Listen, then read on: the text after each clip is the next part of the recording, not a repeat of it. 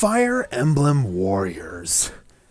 This is a fun game to play, though it requires a ton of time to get practically everything out of this game.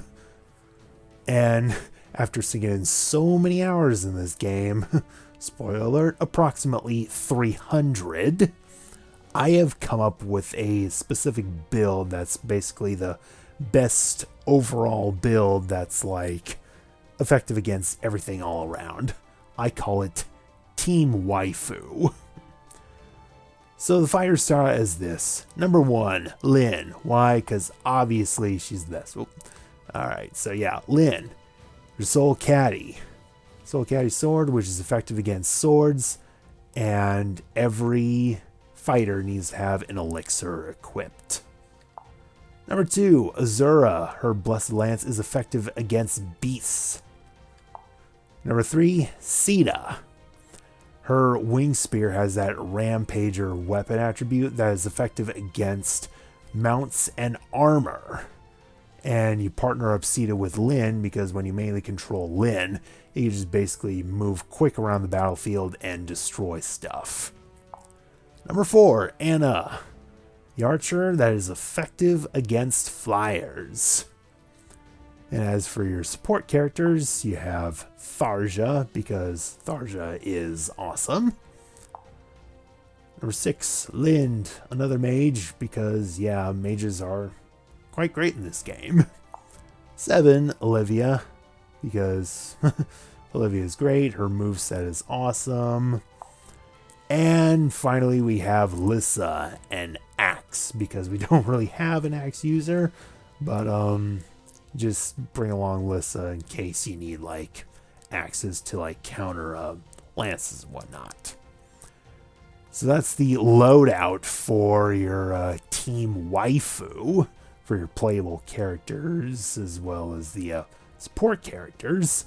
Now, every fighter should have the same skill set and weapon attribute set.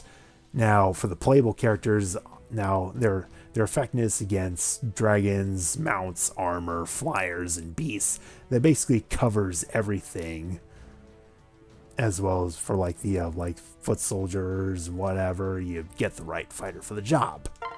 However, you also have to get every fighter their unique weapon, and then you have to get every fighter the same attributes and skill sets. So the skill set is as follows. Astra, obviously for speed, because you want to be able to get it done very quick, you have to get it from Ryoma. 2, Luna, get it from Chrom because it lowers the enemy's defensive resistance on a hit.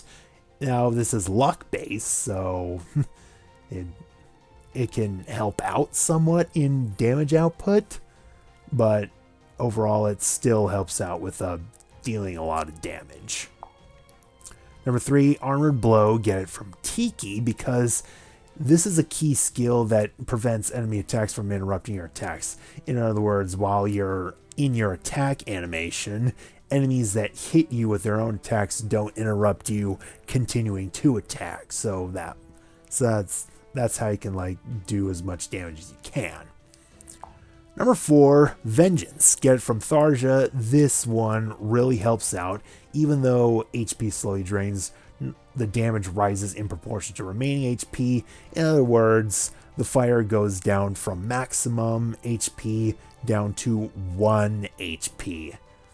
Now, yeah, this game is really easy. It's just, there's not much of a challenge. You just have to get the fights done really quick. Even though you won't get hit very often, or you just have to like dodge enemy attacks, and you can like block enemy attacks. You still want to be a watch out for this. This skill actually bounces out the difficulty. In other words, like the game at its hardest just seems really easy.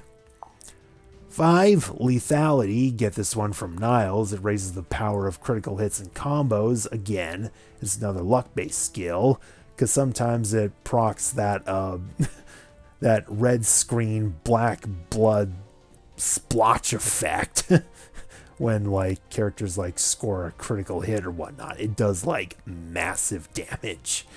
Whereas it's kind of like fatality for Mortal Kombat. Yeah, instead of fatality, it's lethality. 6, Galeforce, get it from Olivia. Warning awakening gauges fill when defeating strong enemies. In other words, when you go into awakening mode and you defeat strong enemies, the awakening gauge like keeps going up. That way you can stay in awakening gauge for a really long time. So that's the skill set. Which would you like? For your weapons outfit, give each fighter their specific weapons, because you'd be able to give them their scroll and their divine favor opus. So the attributes are as follows. Strong 6, because their 6 strong attack is their best attack in the game. And then Rainstorm to also increase damage. Again, we're going to like maximize damage output to get the missions done really fast. And then you have Divining, because you want to be able to get those good materials, because you want to get the best materials for like blessings and whatnot. And then you have Amped, because it increases the stats of the fighter, again, which also increases damage output a little bit. And then you have Armor Strike. This is a fun one, because it gives like it gives the targets a violet hue when their armor's been shattered, and like cuts their defense and resistance in half. So it's a nice thing. Now, it is a double-edged sword, kind of like Vengeance, so if an enemy scores a strong attack on you, you lose your armor as well as half your defense and resistance.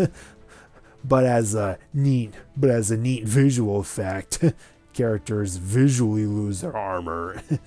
In other words, they're almost naked. And then you have Fury Builder. This one increases damage per 100 kills you have in the battle. In other words, that also increases damage output.